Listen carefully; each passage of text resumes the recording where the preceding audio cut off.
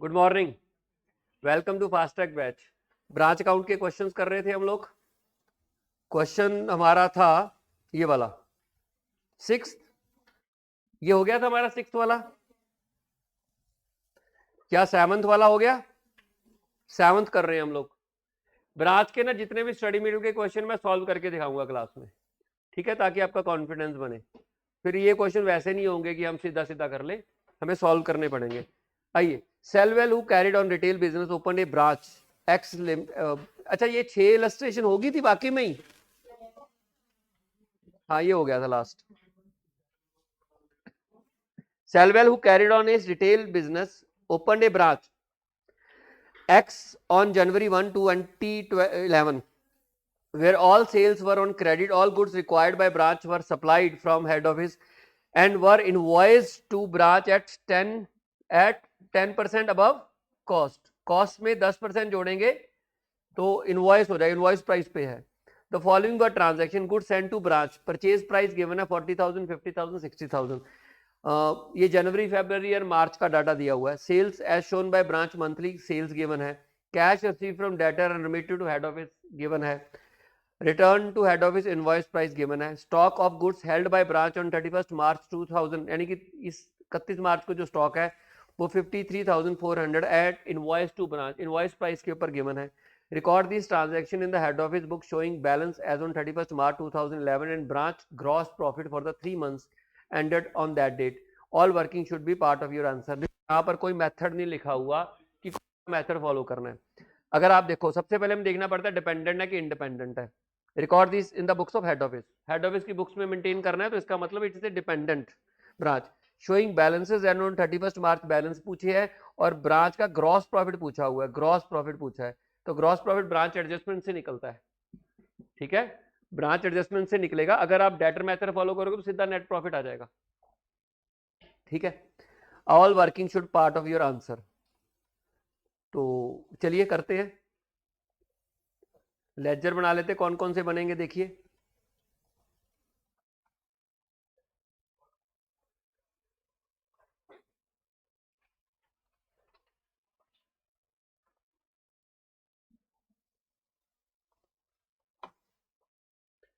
Illustration आपकी 6th है, एक मिनट।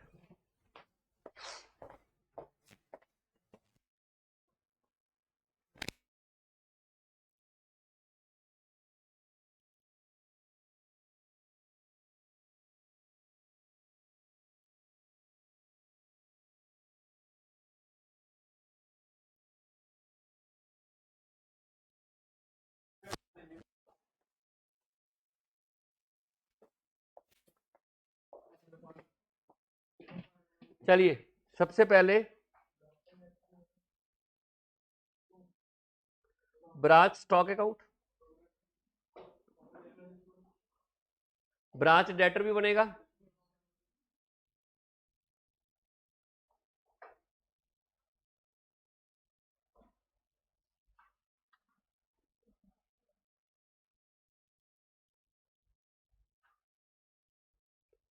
और उसके बाद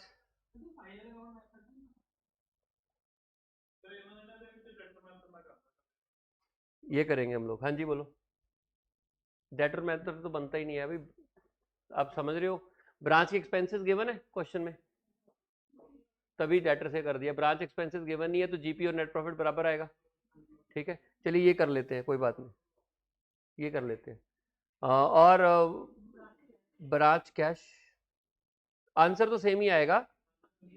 हाँ, नहीं नहीं, वो एक्सपेंस नहीं गिवन है, तो अगर आपके एक्सपेंस नहीं गिवन है तो नेट प्रॉफिट, फिर तो आपको अगर एक्सपेंस गिवन होते तो आपको वहां से सीधा ही जीपी आ रहा है, ठीक है। यहाँ ब्रांच एडजस्टमेंट से जीपी आ जाएगा, एक्सपेंस गिवन ही है, पीएनएल बनेगा ही नहीं, तो सेम आंसर आना है।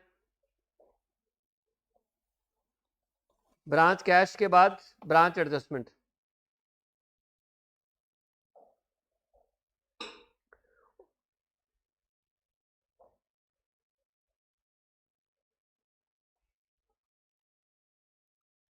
Branch cash account. चलिए, गुड्स एंड टू ब्रांच भी है, जरूरत नहीं है, चलो बना देते हैं।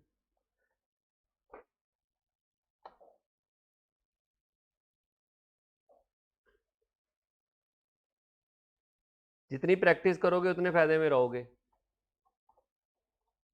सबसे पहले balance brought down,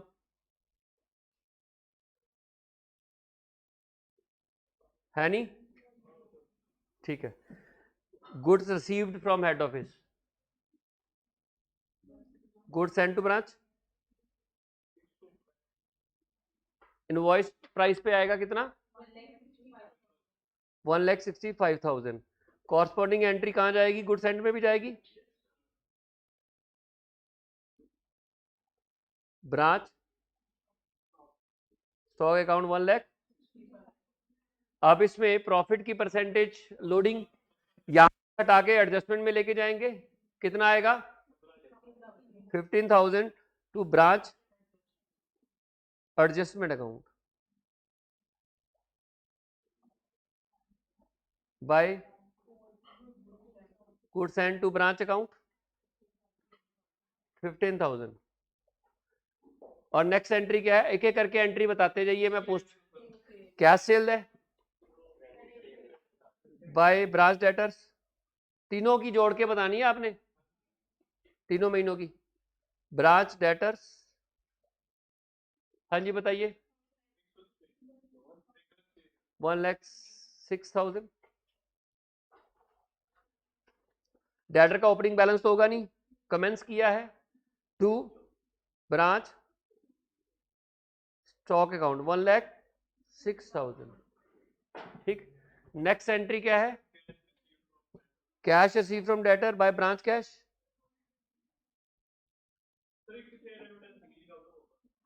cash received कितना है? क्या? हाँ, क्या सेल, सेल कितनी है? 1,35,000।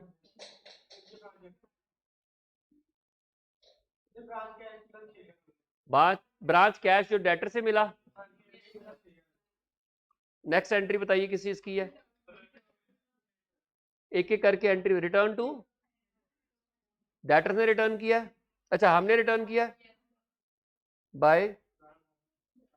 Bye goods send to 4,200। Invoice पे ही लेना हमने, इनवॉइस पे ही लेना है हमने, इधर भी जाएगा वापस आगे goods by branch stock account 4,200 में आपका लोडिंग जुड़ी होगी, वो हटानी पड़ेगी क्योंकि वो प्रॉफिट रियलाइज नहीं होगा। By branch 382 to goods sent to branch account. और बताइए नेक्स्ट किस चीज का? स्टॉक का closing balance by balance 53।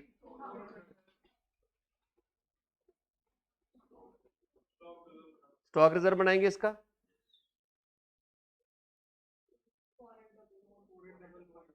4,855। Next,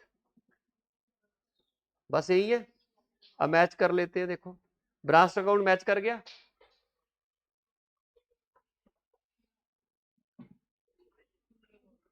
कितने का डिफरेंस है? 27,600 का। बाय वाली साइड बड़ी है टू ब्रांच,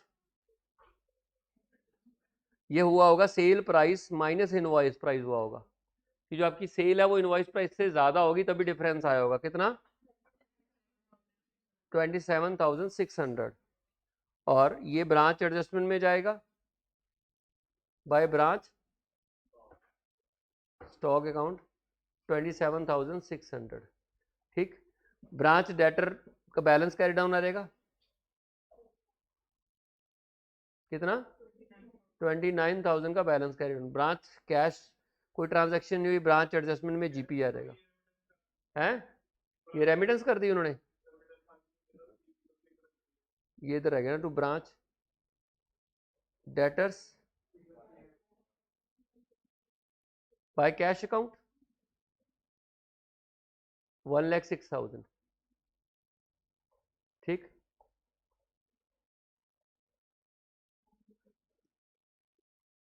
टू जीपी, ठीक, 363, और इधर परचेज कितना,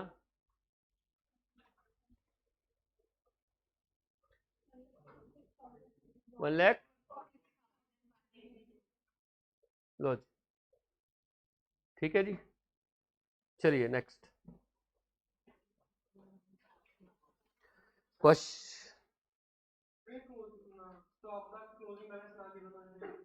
तो बैलेंस कैरी डाउन जो आया वही balance carry down.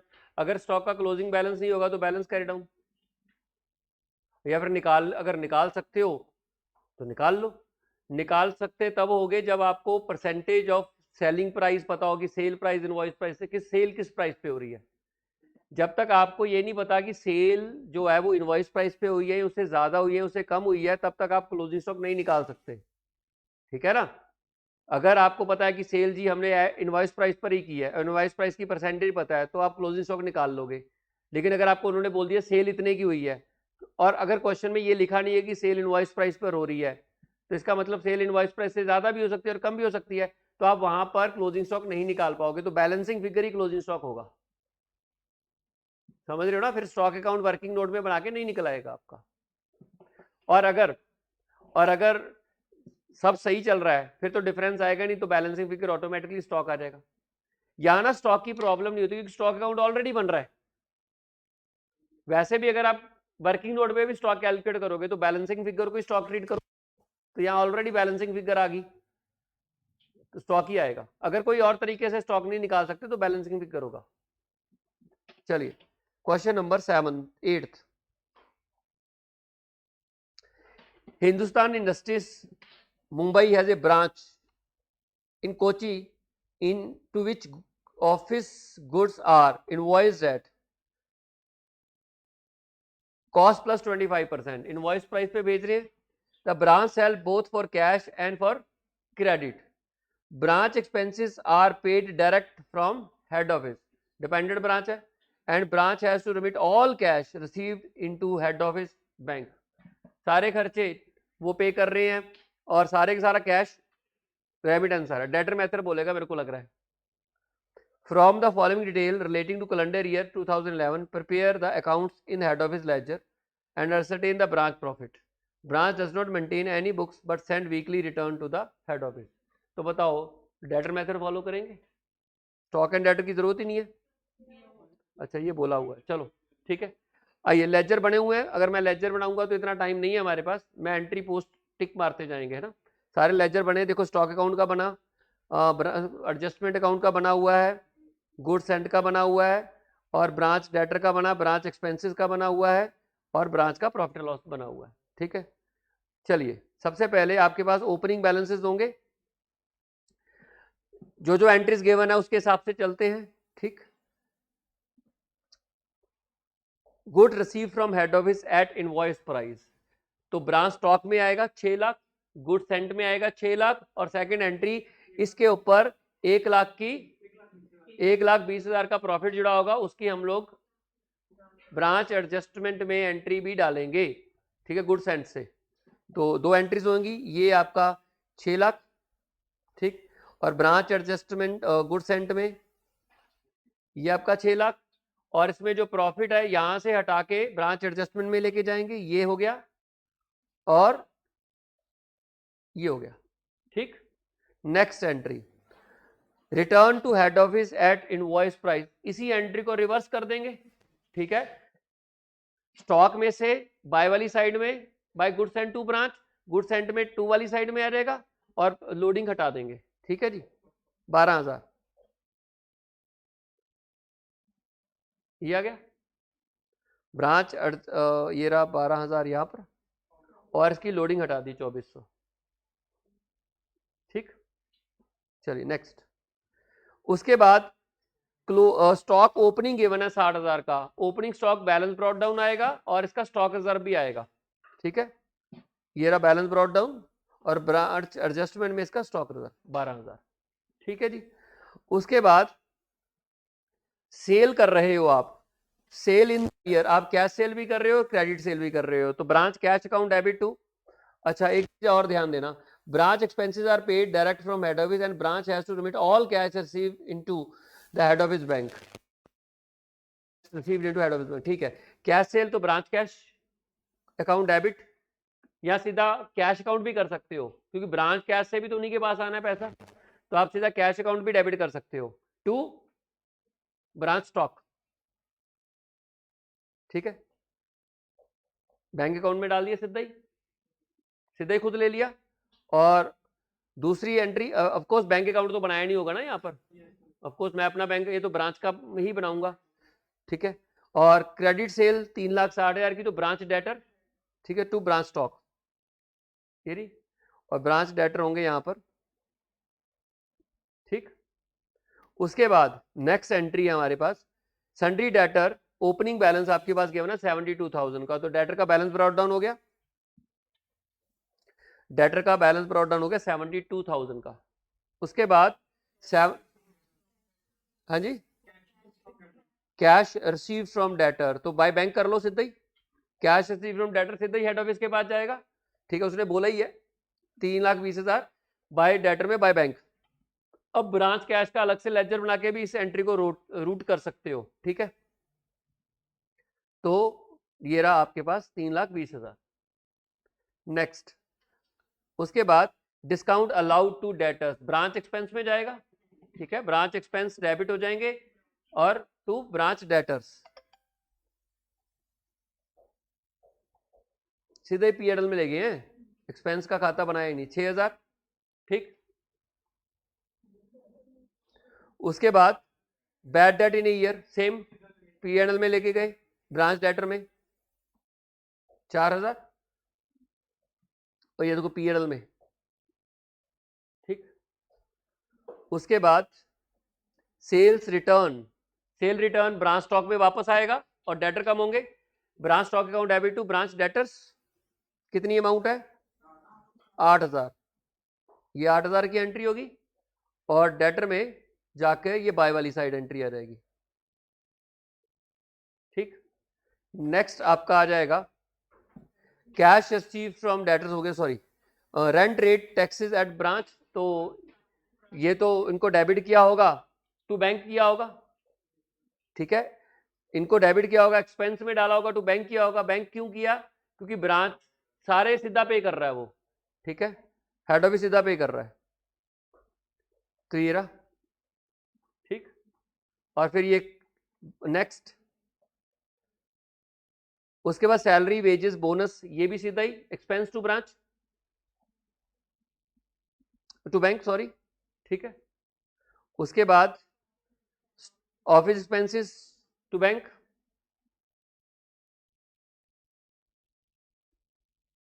Clear. Next उनके पास क्या है, स्टॉक का क्लोजिंग बैलेंस दिया हुआ है, ये स्टॉक का क्लोजिंग बैलेंस है, स्टॉक रिजर्व रिकॉर्ड करेंगे यहां से, ये आपका स्टॉक रिजर्व है। अब हम स्टॉक अकाउंट, अब सारी एंट्रीज पोस्ट कर दी, अब हम इनको क्लोज करना शुरू करेंगे। स्टॉक अकाउंट मैच नहीं कर रहा, ये देखो 24,000 का सरप्लस आ रहा है, ये बेसिकली आपका सेल माइनस इनवॉइस प्राइस है, तो ब्रांच एडजस्टमेंट में ले जाएंगे, सेल प्राइस एक्सेस है इनवॉइस प्राइस से, ठीक है, तो ब्रांच एडजस्टमेंट में जाएगा 24,000, ये पीएनएल में लेके गए हैं, ये आना चाहिए था यहाँ पर पीएनएल में, तब जाता जब आप इसको एबनॉर्मल गेन ट्रीट करोगे, it's not abnormal gain, abnormal gain थोड़ा ना, इन्वेंट्री का स्टॉक बढ़ रहा है तो गेन कहां से आ जाएगा, लॉस तो हो सकता है, इन्होंने इसको एबनॉर्मल गेन ट्रीट किया है, लाइव स्टॉक तो नहीं है क्वेश्चन में, देखो जरा, तो आप बताओ जो स्टॉक लाइव ना हो वो बढ़ कैसे जाएगा, सेल एक्स्ट्रा होने से ही बढ़ेगा ना, या तो लाइव स्टॉक हो, लाइव स्टॉक का बेनिफिट क्या होता है कि वो उनका नंबर इंक्रीज हो जाता है, समझ रहे हो ना, अगर मुर्गियां रखी हुई हैं तो मुर्गियों की गिनती बढ़ेगी ना अंड में, तो वो तो गेन हो गया, उसको तो आप पीएनएल में ले जाओ, लेकिन मान लीजिए आपके पास लाइव स्टॉक नहीं है तो स्टॉक या तो कम होगा, बढ़ तो सकता नहीं है, तो अगर बाय वाली साइड बड़ी आ रही है तो उसका मतलब आपका सेल प्राइस एक्सीड कर रहा है इनवॉइस प्राइस को, क्योंकि दोनों साइड इनवॉइसिंग हो रही है ना, डेबिट साइड में भी इनवॉइस की एंट्री है, क्रेडिट साइड में भी इनवॉइस की एंट्री है। क्रेडिट साइड बड़ी है, डेबिट साइड बड़ी हो तो माना जा सकता है कि अब नॉर्मल लॉस, स्टॉक खराब। अगर क्रेडिट साइड बड़ी है तो आप कैसे मान सकते हो स्टॉक बढ़ गया? नहीं मान सकते ना, लाइव स्टॉक नहीं है। तो वो तभी वहां पर यही मानना पड़ेगा कि आपका जो स्टॉक है, वो जो सेल है, वो सेल प्राइस इनवॉइस प्राइस को एक्सीड कर रही है, तो ऐसे में हमें ब्रांच एडजस्टमेंट में लेके जाना चाहिए ये प्रॉफिट। ठीक है जी, चलिए यहां आना चाहिए ब्रांच स्टॉक 24,000, क्लियर। और फिर यहां इसमें 24,000 ऐड हो जाना चाहिए था, तो ये जोड़ के यहां जाएगा पीएनएल में, दोनों चीजें, ठीक है।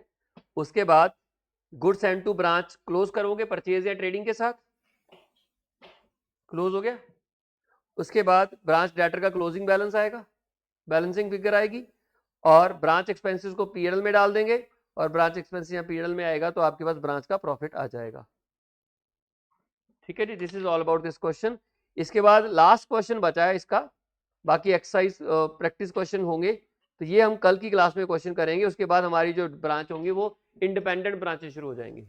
ठीक है, तो आज इतना ही, थैंक यू सो मच।